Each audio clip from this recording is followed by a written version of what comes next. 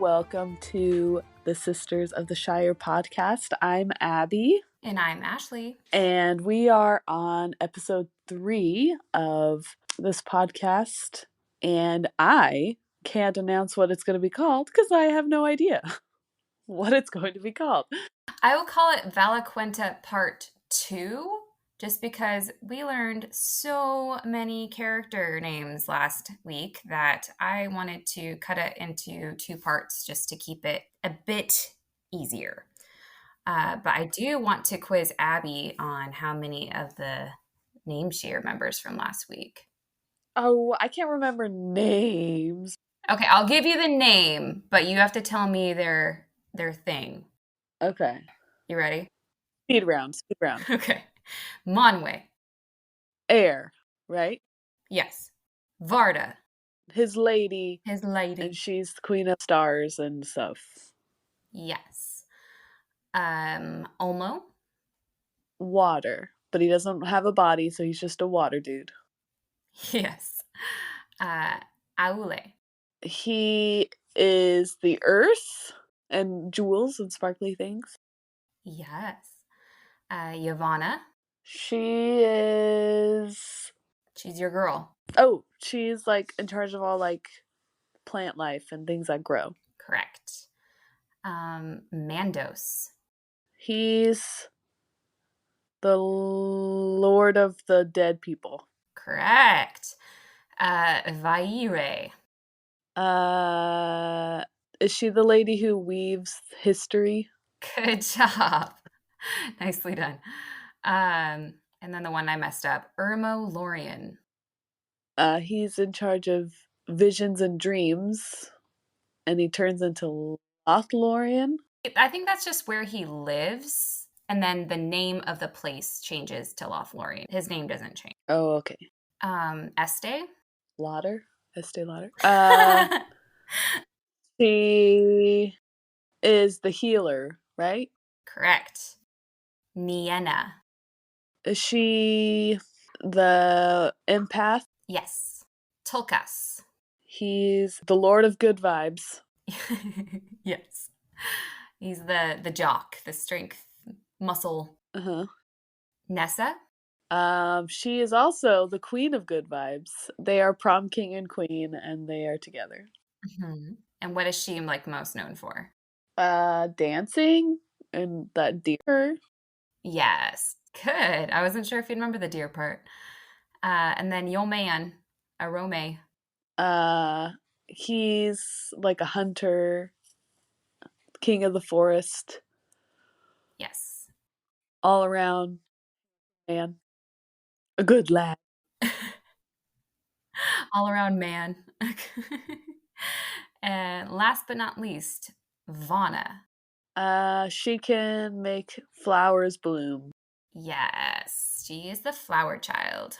Which, okay, you say that the lady who weaves history is lame. I think that's lame, personally. I'll give you that. Because isn't there some kind of a crossover between her and Yavanna, you'd think? Yeah. It's like, could you think of anything new for a lady's power to have? They like flowers, right? I guess I'll just give 2 of them flower powers. Flower power. All right. I give you a solid B plus. I mean, if you could have named the names, it would have been a straight A. Woo! It's really hard not having them in front of me. And you know what? I was going through them and I kept getting Nienna and Este mixed up in my brain because they're both kind of, I don't know, gray in my mind. Just because the Este is the healer and she sleeps all day, and then Nienna is also sad and gray, and I don't know. I get that. Yeah. Okay, so one thing that I thought would be kind of cool to fill in a bit of this episode, because we don't have quite as many characters to meet this time, but I thought it would be cool to mention some moments in the Lord of the Rings movies and books that we might have already read or, remember of the Valar. Okay. Did you know that they mentioned the Valar in the movies and in the books? I bet you didn't notice. Well, I would assume in the books, but I didn't pick it up in the movies. Okay, Maybe because I wasn't for it because I didn't know what that was. exactly. So now that you know, I'm going to kind of go back through just some moments. Uh, Last episode, we talked about Olmo and how we thought that when Arwen was summoning the water to attack the ring wraiths, she was talking to Olmo. Yeah. Sadly, didn't happen. Apparently, what she actually says is, "Waters of the misty mountains, listen to the great word. Flow waters of loud water against the ring wraiths." Huh. I wonder if it's common for elves to be able to control things like that. I don't know. I don't know either. So I'm surprised I never looked into the translation before because you always want to look into what they actually are saying because they don't provide the subtitles for that part. But it was cool to learn the tie between the river by Rivendell to the waters of the Misty Mountains, that it all kind of was the same water. Yeah. Which Olmo isn't. Right. He's in charge of all of them. So she should have like at least given him a little bit of a tribute, but whatever. Also from Arwen, so like right after the river scene, she's, Frodo's just kind of going back into the Morgul blade stabbing darkness, and she starts praying over him. And in the movie, she says, "What grace is given me, let it pass to him. Let him be spared. Save him." Okay. Apparently, in the actual score of the song, in the background, she says, "What grace is given me, let it pass to him. Let him be spared. Mighty Valar, save him." Oh. Yeah. Huh. That's pretty cool. Yeah. Our prayer not to anyone specific. Right. Just anyone, please. Anyone not busy. Yeah. And then again, Arwen in the Two Towers, after Aragorn is injured and he falls off the cliff with the warg and he's kind of floating in the water. And then he has the vision of Arwen like giving him the weirdest, like horizontal kiss ever. uh, she says, "May the grace of the Valar protect you." She says that in English. English, yeah. Huh. I haven't seen the movies. I've been wanting to watch them recently, again, and I want to see if I can, subtly pick up on things like that. Yeah, if you find any other moments, let me know. There's two more moments that I'm going to talk about, but they're from the books. But those are the only ones that I could find from the movies. But I did want to talk about, she uses the word grace a lot, both Arwen and Galadriel. Uh huh. And I think everyone thinks of grace as like the typical definition, which is simple elegance or refinement of movement or courteous goodwill. Yeah. But I found another definition that I think is closer to the way that they use the term grace, and it's more religious, I guess. It says a divine influence operating in individuals for their regeneration and sanctification.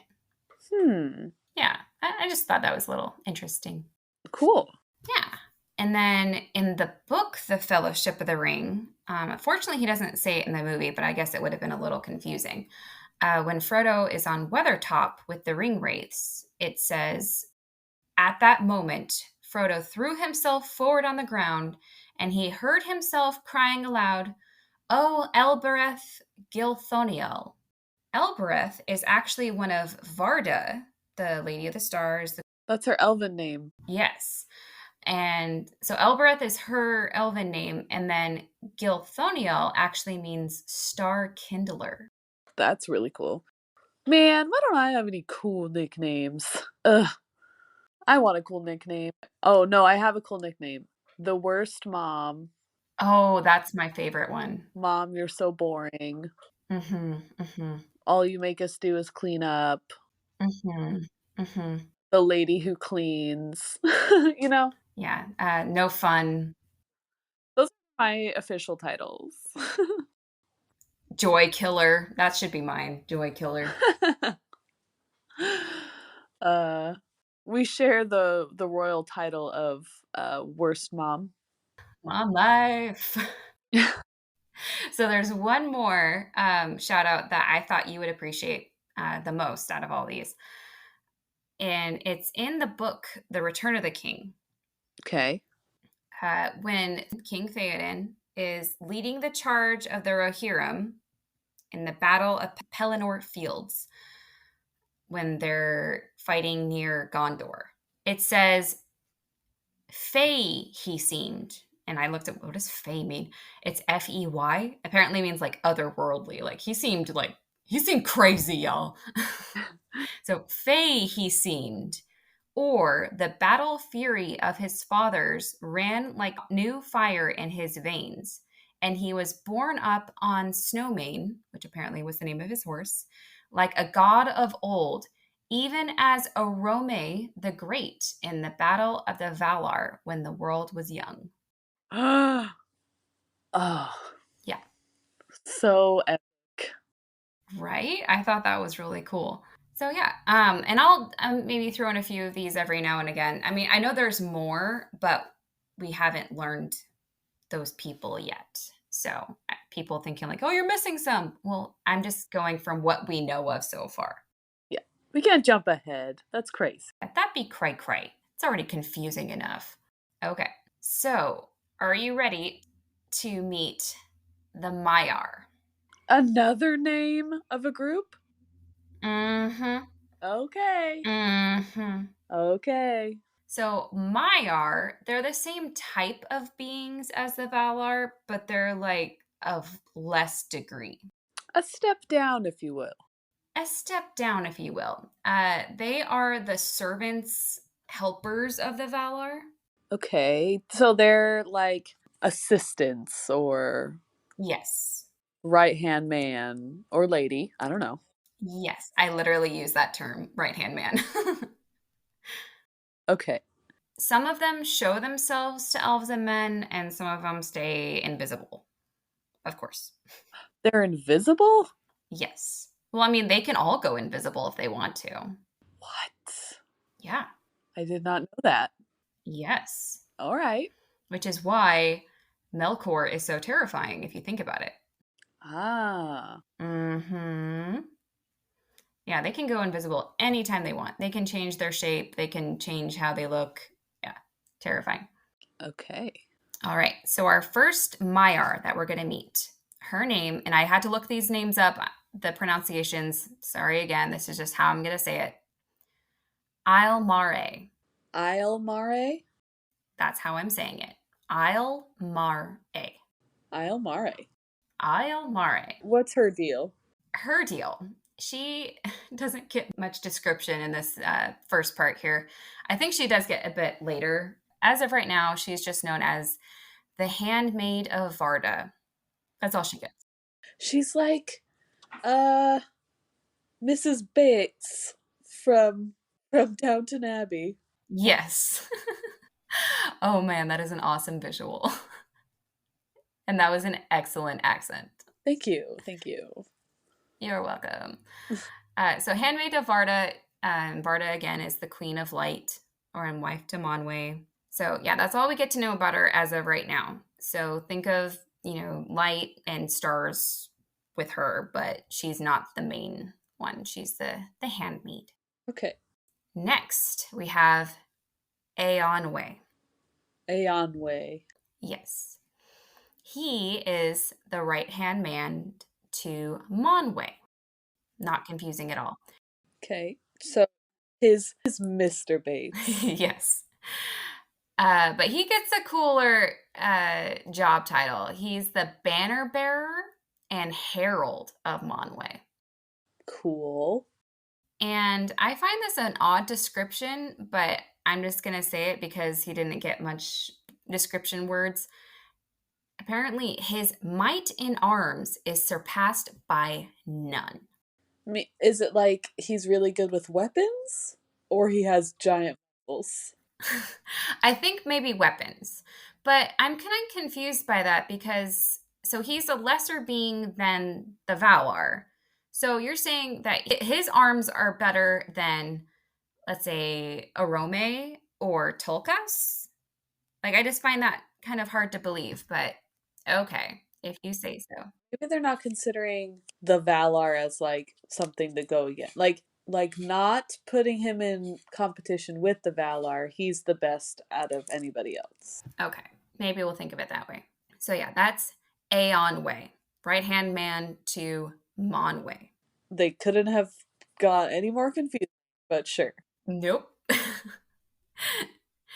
Next, we have Ose. Ol say Ose. Ose. Ose? I'll go with it. I don't know. Ose. I like Ose. okay. Tomato, tomato. Yeah. And he is the right hand man to Olmo. But I thought Olmo didn't like being around people. Well, he doesn't, but what's interesting, they all have different jobs. So remember, Olmo just likes the deep ocean, while Ase is actually a master of the seas that wash the shore. So Ase likes more of the shallow water. He likes the water near coastlines and islands and things like that. Is he a surfer bro? Oh my gosh, you nailed it. He is a surfer, bro. But at the same time, there is a side to Alce that is it's interesting because he loves it when Monway uses his wind to make storms. Storms are like his favorite thing in the world. He, quote, laughs amid the roaring of the waves. Aw. Yeah, Maybe he's super excited about all the stuff that gets washed up.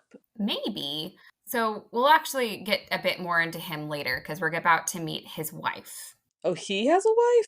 He has a wife. I mean, why not, right? She might be your second favorite. Okay, ready. Her name, Unen. Une. Unen. Unen? Nen. Yes. Unen. I had a rough time finding a pronunciation of that one because it's literally spelled Uinen. Unen. Unen? Uinen? Well, it said use the UIN as in like ruin. So Unen. Tolkien's just messing with us now. I don't know. Uh-huh. He's making stuff up, I'm pretty sure. But she is the Lady of the Seas. There's not enough people over the seas. They need 3 people. Nope. They need 3 people. And I think there's actually one later too. But there's a lot of water, I suppose. She gets puddles. Actually, no. You remember how last week you were so curious as to why no one was in charge of the animals? Yeah. She gets all the sea creatures. Oh, she gets the little seahorses. Does she get seals and Yes. whales and Uh-huh.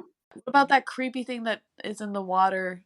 What is that called? In front of Moria. The Oh, yeah, I don't think that would be her creature. Okay. So she's in charge of The sea creatures. A lot of the pictures have her as like a mermaid, which I kind of love. cool. I think in my head she's like a silky, Ooh. which is a Irish Mm-hmm. fairy tale where it's kind of like a mermaid, but she can turn into like human form, and then she's not in human form, she's a seal, which I think is cute. That is very cute. Uh, quote, her hair lies spread through all waters under sky. That sounds beautiful. I think it's like your hair is loose and it's like just floating around like the little mermaid. So if they're trying to say that her hair is spread through all the waters under the sky, so are they trying to say like her hair, like seaweed, like it's just part of her hair throughout the whole like ocean? Or is it her hair that looks like all the rivers and the creeks and stuff? Oh, or yeah. See, you went a different direction than I did. I went seaweed because I just like was thinking of my hair in the shower when it gets like stuck on your fingers. Like seaweed, you know? Yeah. Or when you're in the ocean, you're like, something touched my leg. Ah! Yes. It's just Unan's hair. Ugh. Great. Ugh. Apparently, when Ulse is getting all the seas riled up with the storms, the sailors pray to Unen and basically ask her to restrain the wildness of Ulse, her husband. Oh, they know who's in charge. They're like, hey, your man is getting a little crazy. Can you rein it back, please? um, there's actually a really interesting side story about these two characters. So, Melkor, he did not like the sea or the ocean because he couldn't control and manipulate it. So, when Ea Arda Earth was being made, he thought he could persuade Ose to join his team. So then he could have, part of the control. So Melkor told Ose that he could have all of Olmo's realm if he did join his team. Lies. Lies. And so Ose actually started to join him, and there was a big sea storm, so big that Aule, the earth guy, asked Unin, Ose's wife, Lady of the Seas, to make him stop because it was like damaging the earth. Like it was, I guess, like eroding things. So Ose, the storm guy, was brought before Ulmo, Lord of the Ocean, Ose's boss, and he was pardoned and forgiven and was from then on loyal for the most part, because he does have a bit of a rebellious streak. Ose does, because, quote, for the delight in violence was never wholly departed from him, and at times he will rage in his willfulness without any command from Olmo. So even though he's lesser than Olmo, he can do whatever he wants. He just likes to be a bit of a rebellious teenager, I think. Just like every once in a while, he'll just like have this violence outburst, I guess. Well, that's the ocean for you. Yeah, exactly. He wants to have like a random like drum solo, I guess, like of just like loudness. Like, that's not part of the thing. Okay, I guess that works with the song. That's what I kind of envision. He's the animal of the band. Yes. Drum solo, drum solo. But I thought it was interesting. So far, we haven't heard anyone that wanted to join Melkor's team. But he didn't. It was enticing for a little while, but then he didn't. Right. But I think that just goes to show how crazy, for lack of a better word, Ose is. Like, he just has this wild, rebellious, he actually kind of likes violence in a way. Like the ocean. It's very he's giving me very much the embodiment of the temperament of the ocean. Yeah. It's beautiful sometimes and calm sometimes, but then it can turn on you in like a second. I was imagining there's a scene in Pirates of the Caribbean, and I could not remember if it's Barbossa or Jack Sparrow when they're steering the ship in a storm and they're just like laughing hysterically. I'm like, that would be Ose. Yeah. That's Barbosa. Oh, it is Barbossa? Okay, I couldn't remember. I could see Jack Sparrow doing it too. So that was Ose and Unen. Next, we have Melian. Melian? Yes. She gets talked about a lot later because she has a very important role later. But as of right now, all we are told is that she served both Vana, the flower child, and Este, the healer. And she stayed in Lorien, the kind of day spa for the Valar, and she, quote, tended to the trees. Oh. And nightingales sang about her wherever she went. Oh, they're just so pretty. Okay, I'm super excited to tell you this one because this is like when I read this the first time, I didn't have all of the pieces of the puzzle. And I'm just going to give you the pieces of the puzzle because it will just help. All right. Are you ready? I am. The next Maiar. His name is Olorin. Lauren? Yes. Okay. Lauren. Doesn't sound familiar at all, right? Never heard of him. Mystery. Who is this man? He is Gandalf. What? What? Yeah. Wait. Huh? Wait. Uh-huh. So you know that Gandalf was one of the Maiar. Like that's one of those things like in Tolkien world you kind of hear about, but you don't really understand what that means yet because you're not fully in the Silmarillion world. But yes, Olorin, How old is he?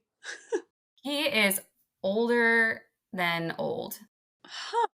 And what's interesting to me is that he is introduced here very early on, and Sauron is introduced later. We'll get to him later. But somehow Sauron was in charge over Gandalf. I do not understand. That doesn't seem right. Right? Yeah. So, are you ready for everything to just like come together in your brain and for your brain to just explode in awesomeness? Okay. I mean, that was already a big, like, bomb drop on me that that was Gandalf. Like, okay, keep going. Okay. So, he was the wisest of the Maiar. Not surprising, right? Yeah. But he stayed in Lorien, the day spa for the Valar, and he often visited Nienna, the empath, kind of The sad one, the sad one, but she taught him about pity and patience. which he shows a lot of. Exactly. Exactly. It makes much more sense about his character and about how he wanted to show like Gollum pity, like staying the sword. I feel like the Valar and the Einar could go the route of we're better than you and we don't want to help, or you guys are making dumb mistakes. We don't trouble ourselves with the trivialness of men and elves, but I feel like Gandalf kind of went on their level. He's very humble. He's very like a poor old wizard when you first see him, you know? He's not extravagant in any way, and he loves all the people. So we've talked about how the Maiar can change their shape and they can be invisible if they want. They can be in whatever form they want.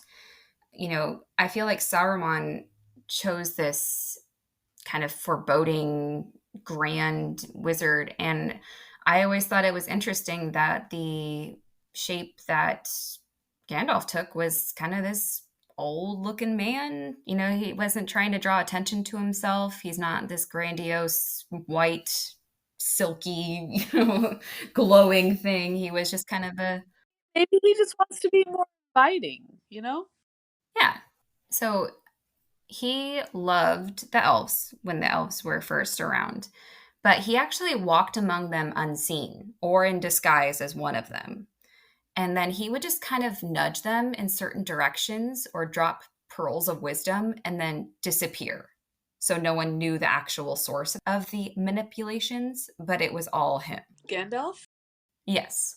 Okay. Very much, I want to help you along, but I'm not going to give you all the answers. I'm just going to give you little hints. You can do it, little people. I believe in you. Yes. Later, he would become a friend to all the children of Iluvatar, elves and men, because he cared about them and, quote, took pity on their sorrows, and those who listened to him awoke from despair and put away the imaginations of darkness. Like King Theoden? Yes. But think he couldn't have learned how to do that if he didn't learn that from Nienna. Yeah. Like sadness and Inside Out, he has to learn that that's a important part of life is empathy and the sadness and pity and helping those who are less than and need help. Exactly. So I immediately, when I learned that this was Gandalf, I was like, hold on. Now I'm thinking of everything I know about Gandalf. So, you know, in the Fellowship of the Ring, when Gandalf is facing the Balrog in the Mines of Moria, he says, I am a servant of the secret fire. Wielder of the flame of Anor, you cannot pass. The dark fire will not avail you. Flame of Udun, go back to the shadow. You shall not pass. That sounded so wrong not yelling it, but I wanted to make sure you heard the words I was saying. Yes. When he says secret fire, I am a servant of the secret fire, he's actually referring to the flame imperishable from the very beginning that Iluvatar kindled in all of the Ainur, and that is at the core of Earth. So did he get a piece of that too? I believe so. Because you just said the Einar. You mean the Valar? Well, I mean, the Valar are Ainur. When they were all in heaven, they all got the flame imperishable. Oh, what's the new name that like Gandalf? Maiar. Maiar. I believe Ainur, are the ones up in heaven, the ones who decided to come down to earth, Valar and Maiar. I believe they're all the same beginning. So that means they all got the flame imperishable, or a little bit of the flame imperishable. And I wonder if that is what makes them less mighty than the Valar, is that they didn't get as much of the flame imperishable. It kind of gets watered down after a few generations. That's not fair. But anyway, keep going. Yeah. Okay, so as to the flame of Anor part, says wielder of the flame of Anor. There's lots of theories as to what that could have meant. Anor apparently means light, so he might just be referring to the fact that he is one of the Maiar and one of the light. And we'll definitely go into more of this later, but just while we are here, he might also be referring to the special ring that he wears. I'm not sure if you knew that Gandalf wears a special ring. Did you know this? Doesn't it have like rubies or something? I think they mention it. I know that I've seen like props sold of what it looks like. Okay. So, and this is one of those things, like, it depends on how much you really get into the Tolkien world. I kind of just would randomly Google things when I was watching the movies because I was like, so, what happened to the three rings that were given to the elves? So I would Google that. So this is actually one of the three rings. Did you know that? Oh. Yeah. So Gandalf wears a ring called Narya, which is the ring of fire. Which in motherhood, that means something very different. So yeah, this is one of the three rings of power given to the elves by Sauron. But we're definitely going to go more into that later. But just in case there's people that kind of know this, that's maybe what he was referring to. Wielder of the flame of Anor. I hold the ring of fire. Now I can't stop picturing the other ring of fire, so we're just going to move on. The Ring of Fire! The ring of fire! The Flame of Udun part refers to another name for one of Melkor's first fortresses that we'll get to later, called Autumno. Oh my. Okay. But it sometimes is referred to as Udun. So he really should have said the Flame of Autumno. I would not have counted him wrong because so far I am just a little confused, but I'm getting there.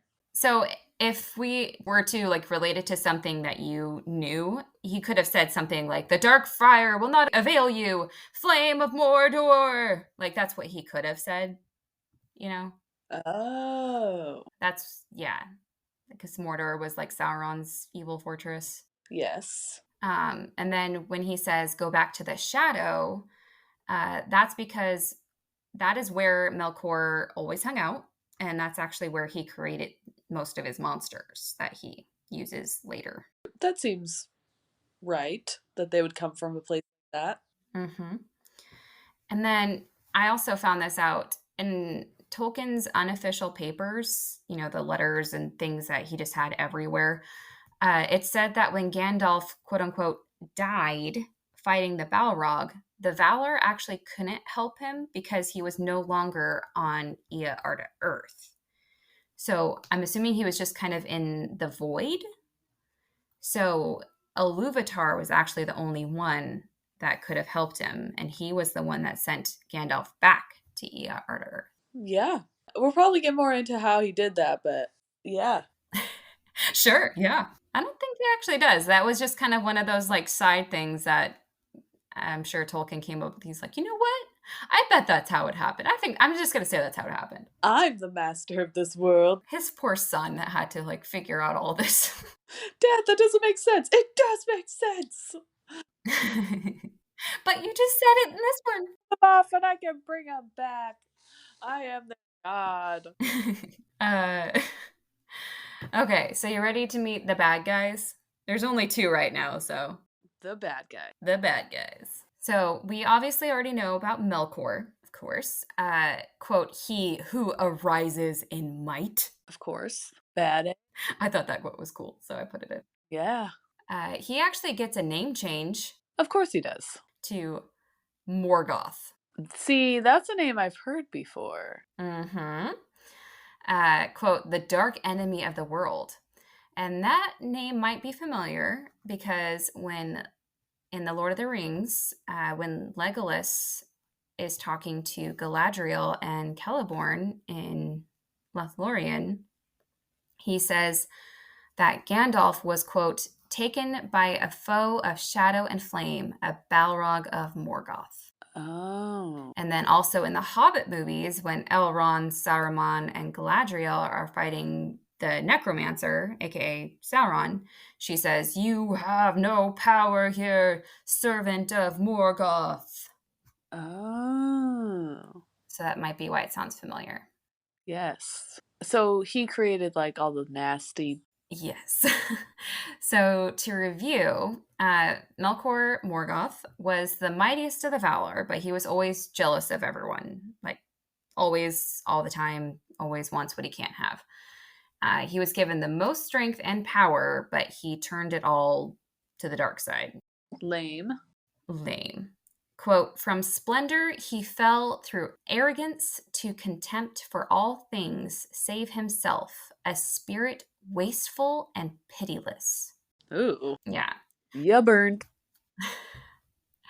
So throughout the making of Ea Arda Earth, he was just really the toddler knocking the blocks down. He was just really just throwing a temper tantrum. So now he decides to try and be more subtle to get what he wants until he becomes, quote, a liar without shame. Oh, sneaky. Yes, he becomes very sneaky.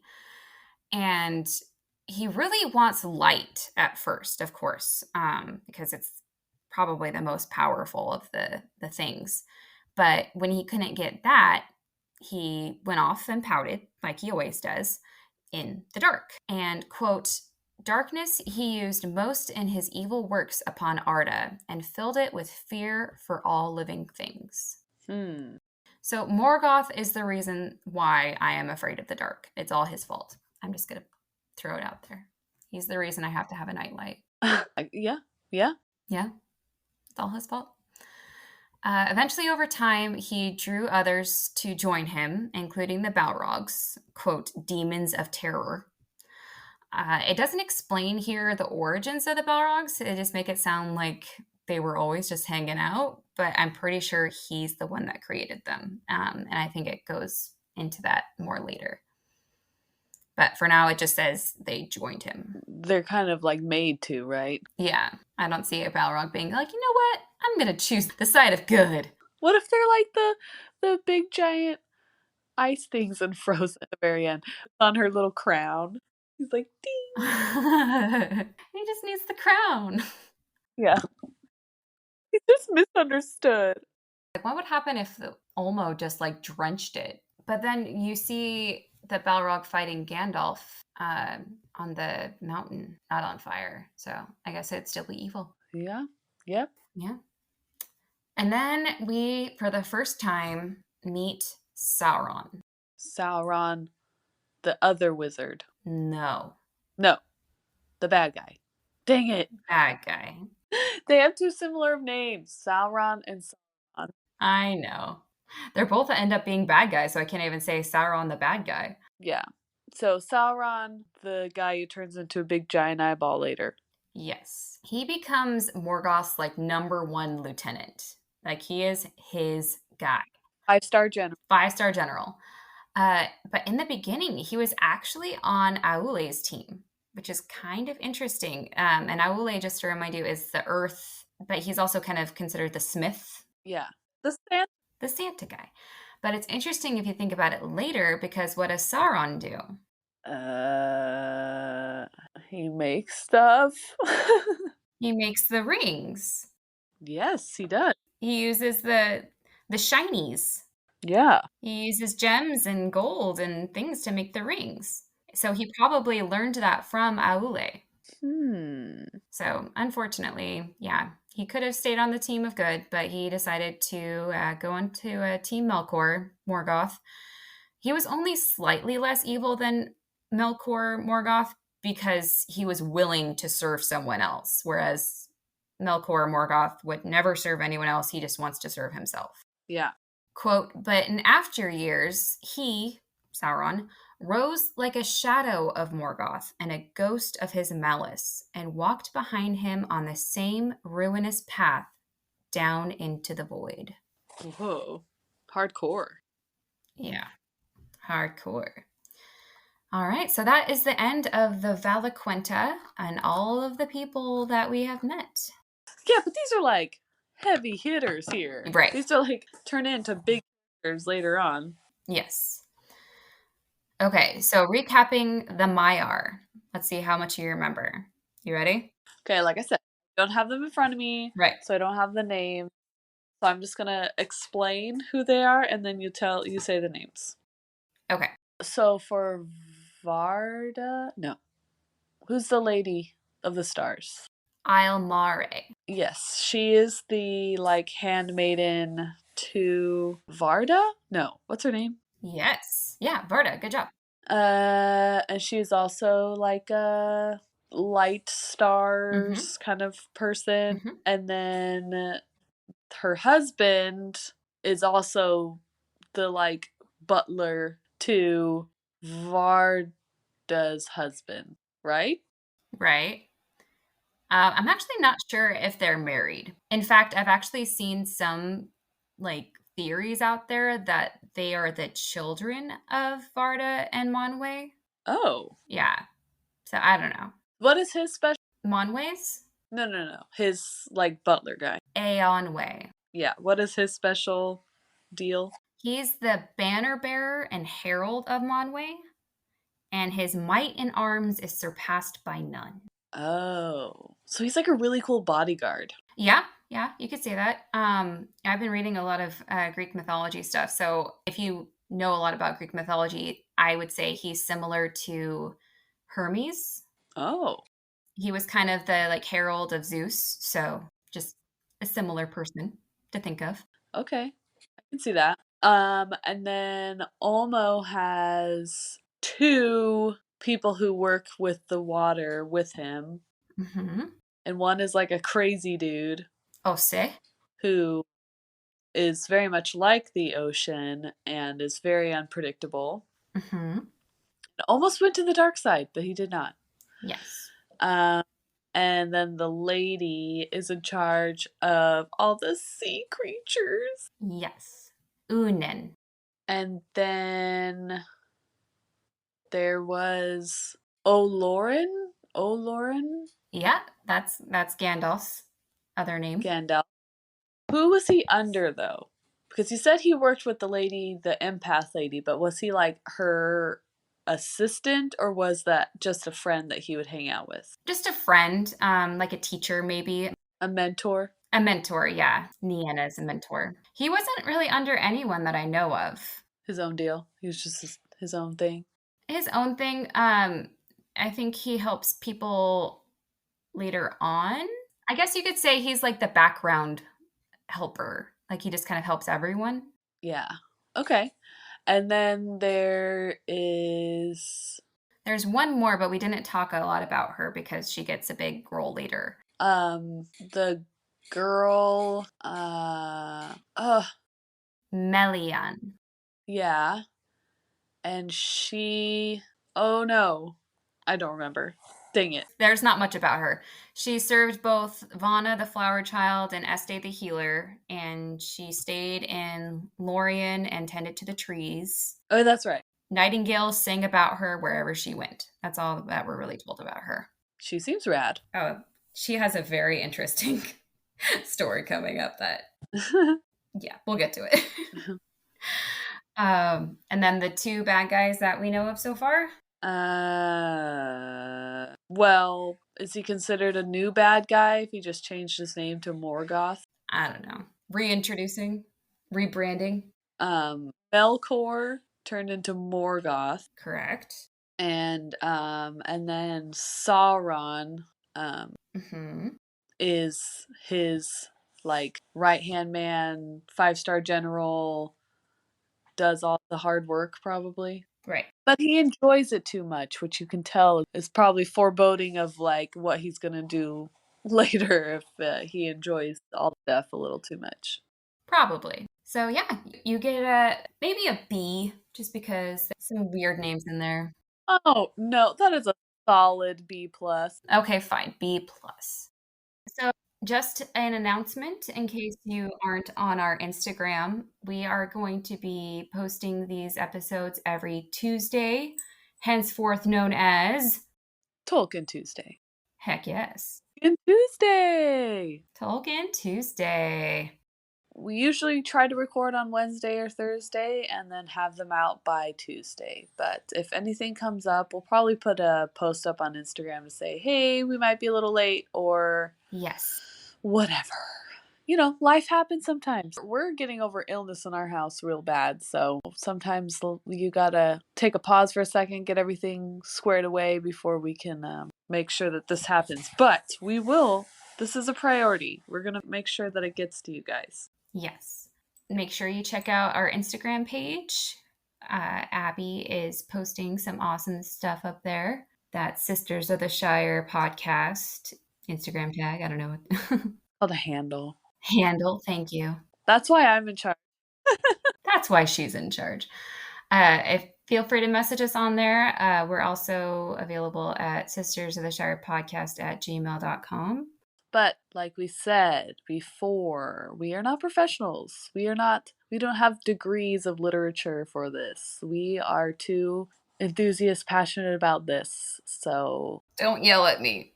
Don't yell at me. Yeah. Be nice. I'm trying my best. Be nice.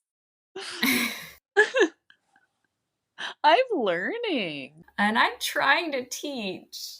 Yes, you're doing a great job. Well, thank you. You mean you pulled the rug from underneath me of that whole Gandalf thing? I did not know that. I thought he showed up a little bit before Hobbit and just was like a traveling wizard man who knew everybody and kind of knew all the history of everything. But no, he old. He an old boy. He old. Yeah, I just love the backstory that when we first introduced Nienna, I may have been a little harsh and I was kind of saying that she was a Debbie Downer but the sadness and the pity, I guess, that she has for mankind, elf kind, is really important for the story. And that perspective that she gives Gandalf, I feel, is very at his core for how he goes about his role in Middle Earth.